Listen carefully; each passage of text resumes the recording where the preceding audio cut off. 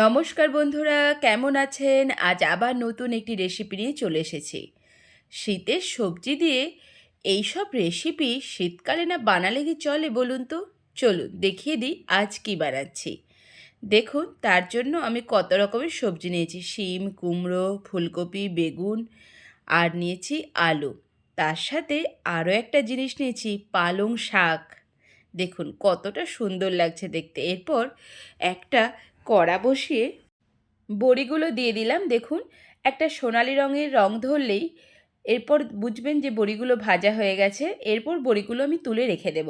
দেখুন বড়িগুলো তুলে রাখলাম। ওই তেলের মধ্যে দিলাম 5 ফোড়ন আর শুকনো লঙ্কা দিয়ে ফোড়ন দিয়ে একটু নাড়াচাড়া করেই ওর মধ্যে দিয়ে দেব কেটে রাখা সবজিগুলো। প্রথমেই দেব আলু, কুমড়ো আর দেব ফুলকপি। এইগুলো সেদ্ধ হতে একটু টাইম লাগে, তাই সেই জন্য এগুলো একটু আগে দিয়ে দেব। শিমটা সবার শেষে দেব। দেখুন দিয়ে সবজিগুলো দিয়ে দিলাম, দিয়ে একটু নাড়াচাড়া করে নেব।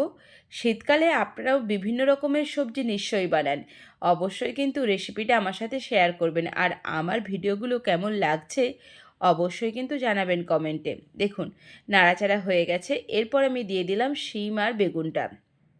দেখুন দিয়ে আরেকটু ভালো করে নাড়াচাড়া করে নিলাম। দেখুন এরপর কিছু আমি মশলা অ্যাড করব। এর মধ্যে নুনটা অবশ্যই স্বাদ মতো দিয়ে দেবেন। এরপর আর অ্যাড করলাম হলুদ গুঁড়ো, আর দিয়েছি একটু ধনে গুঁড়ো দিয়েছি, আর দিয়েছি শুকনো লঙ্কার গুঁড়ো।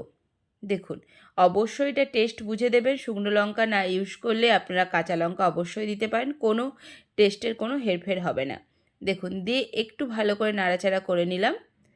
এরপর আমি অ্যাড করে দেব যেই পালং শাকটা কেটে রেখেছি। পালং শাকের কিন্তু অনেক গুণ, আর শীতকালে এই পালং শাকের টেস্টটা একটা অন্য রকমই লাগে। সেই জন্য দেখুন পালং শাক দিয়েই আমি সবজিটা বানাচ্ছি। পালং শাকগুলো দিয়ে দিলাম, দিয়ে একটু ঢাকা দিয়ে দেবেন। মিনিট 2 পরে দেখবেন শাকগুলো একদম দেখুন অনেকটা কমে গিয়েছে শাকগুলো। এরপর একটু নাড়াচাড়া করে নিন।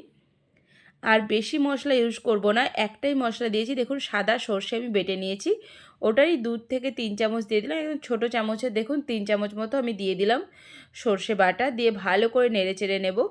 একটু বেশ কিছুক্ষণ নাড়ুন, মিনিট 5 নাড়াচাড়া করার পরে অবশ্যই নিচেটা দেখবেন যাতে লেগে না যায়। এরপর ঢাকা দিয়ে দেবেন। দেখবেন ঢাকা দিয়ে একটু নাড়াচাড়া করুন। তারপর অল্প একটু জল দিয়েছি, দেখুন সবজিগুলো যাতে ভালোভাবে সেদ্ধ হয়ে যায় সেজন্য।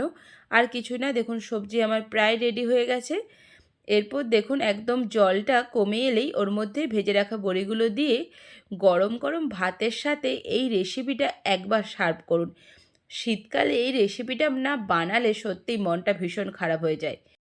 আপনারাও বানিয়ে দেখুন, কেমন লাগলো অবশ্যই কিন্তু জানাবেন। আজকের মতো বিদায়। সবাই ভালো থাকুন, সুস্থ থাকুন, সবার মঙ্গল কামনা করি। অসংখ্য ধন্যবাদ।